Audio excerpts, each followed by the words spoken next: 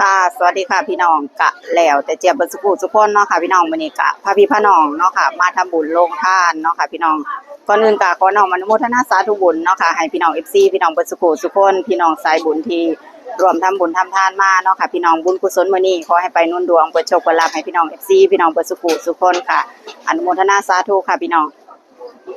สาธุ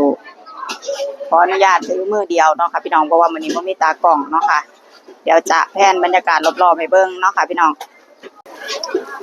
น้อมจิตน้อมใจน้อมอนุโมทนาสาธุบุญไปพร้อมๆกันค่ะขอให้พี่น้องเบิดสุขสุขคนเนาะค่ะที่เห็นคลิปหน้าตอนนี้เนาะค่ะบ่ว่าจะคิดการใดก็ขอให้สมมุ่งมั่นปรารถนารวดเร็วทันใจเนาะค่ะอันนี้ก็จะเป็นฝ่ายแม่ครัวเนาะค่ะบรรยากาศทางวัดเนาะค่ะพี่น้องเห็นบรรยากาศแบบนี้ก็นึกถึงวัดเขาบังเฮยเนาะค่ะวัดครูบาอาจารย์เจี๊ยบเนาะค่ะพี่น้องบรรยากาศก็คล้ายๆกันเนาะค่ะศีลทานภาวนาค่ะชีวิตเปลี่ยนอย่างแน่นอนเนาะค่ะปีนี้ก็ชุกละหกนิดนึงเนาะค่ะพี่น้องเดี๋ยวปีหน้าตั้งหลักใหม่เนาะค่ะพี่น้องมีบุญสัมพันธ์มีวาสนาเดี๋ยวเราจะได้กลับมารวมทำโรงทานอีกเนาะค่ะเดี๋ยวงานครูบาอาจารย์เนาะค่ะงานพระอาจารย์โนปีหน้าเฮาก็เจอกันอีกทีเนาะค่ะเดี๋ยวจะพาเบิ่งบรรยากาศโรงทานเด้อพี่น้องอันนี้ก็จะเป็นฝ่ายแม่ครัวเนาะค่ะก็จะเป็นวัดป่าเนาะค่ะพี่น้องวัดป่าผู้ด่านใหญ่เนาะค่ะวัดอยู่บ้านตรงนี้ก็จะเป็นโรงทานของเฮาเนาะค่ะพี่น้องโรงทานของวัดผู้ด่านใหญ่เนาะค่ะพี่น้องเจี๊ยบกับมาเนาะค่ะแม่ส่วนมากกับมาเนาะค่ะบ่ได้ตั้งหลักมาแบบบ่ได้ตั้งหลักเนาะค่ะพี่น้องก็บอกบุญพี่น้องไปผู้ใดที่รวมทำบุญมากก็น้อมอนุโมทนาสาธุบุญเนาะค่ะอยากให้พี่น้องที่รวมทำบุญมาเนาะค่ะเห็นโรงทานเนาะค่ะพี่น้อง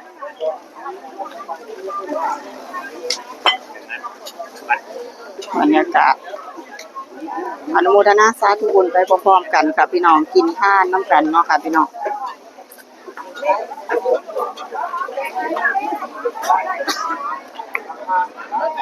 เจี๊ยบกะบ่มีหยังให้เนาะค่ะช่วงนี้เดินสายทำบุญเนาะค่ะ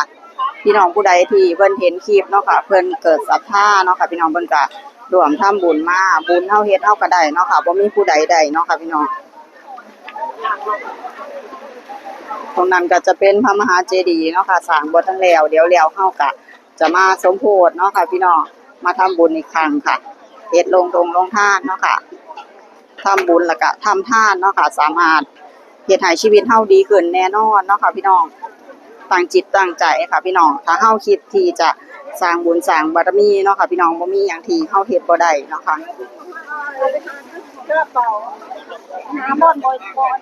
เราจะพาไปเบิ่งบรรยากาศเนาะค่ะในครัวแป๊บนึงเนาะค่ะได้ไปเบิ่งแม่ครัวของเฮาเนาะค่ะวัดผู้ด่านใหญ่เนาะค่ะ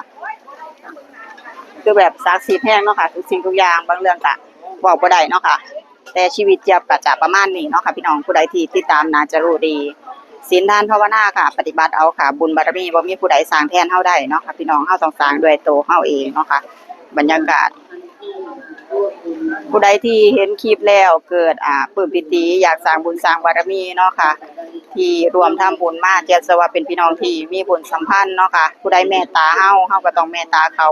ผู้ใดเมตตาเจี๊ยบก็เมตตาเช่นกันค่ะพี่น้องนะเมตตานะเมตตานะเมตตาทุกสิ่งทุกอย่างจะเจริญแล้วก็ก้าวไปข้างหน้าอย่างมั่นคงเนาะค่ะค่ะพี่น้องผู้ใดที่เห็นคลิปหน้าตอนนี้เนาะค่ะพี่น้องน้อมอนุโมทนาสาธุบุญไปพร้อมๆกันค่ะสาธุสาธุสาธุเด้อพี่น้องอันนี้ก็จะเป็นโรงครัววัดผู้ด่านใหญ่เนาะค่ะพี่น้องเจี๊ยบน่าจะเดินทางกลับถึงวัดน่าจะเป็นวันศุกร์เนาะค่ะพี่น้องเดี๋ยวไปเจอกันได้เนาะค่ะพี่น้องวันอาทิตย์ที่จะถึงเนาะค่ะ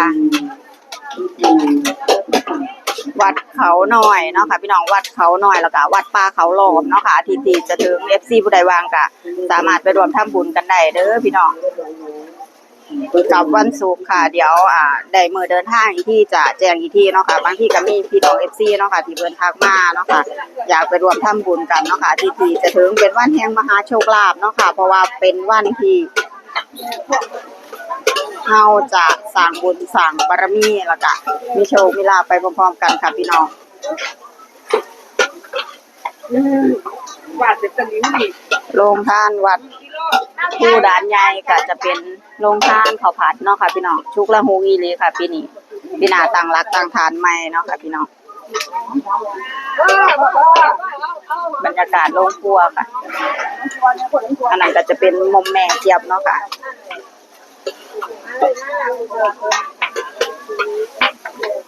โชคดีค่ะพี่น้องโชคดีร่ำด้วยค่ะ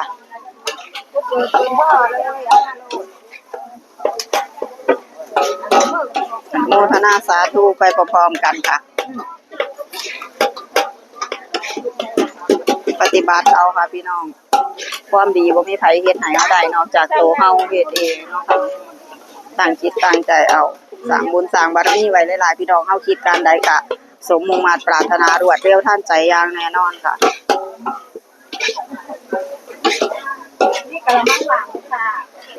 ผู้ใดที่เห็นคลิปแล้วเนาะค่ะเกิดปลื้มปิติเนาะค่ะก็สามารถร่วมทำบุญได้เนาะค่ะพี่น้องบางเทื่อบอกบุญไปก็บ่เฮ็ดก็บ่เป็นหยังเนาะค่ะอนุโมทนาสาธุบุญไปพร้อมๆกันค่ะแต่ถ้าอยากให้ชีวิตดีขึ้นหรือว่าอยากจะมีโชคมีลาภก็ต้องทำบุญสร้างบารมีค่ะสิ่งเดียวที่เจี๊ยบเว้าเสมอเนาะค่ะเจี๊ยบอยู่ได้ย้อนทำบุญอีหลีพี่น้องเท่าที่เห็นแล้วก็เท่าที่สัมผัสอย่างที่พี่น้องเห็นนั่นแหละพี่น้องอาจจะว่าจิตเว้าขาดแล้วก็ขอโทษขออภัยเด้อพี่น้อง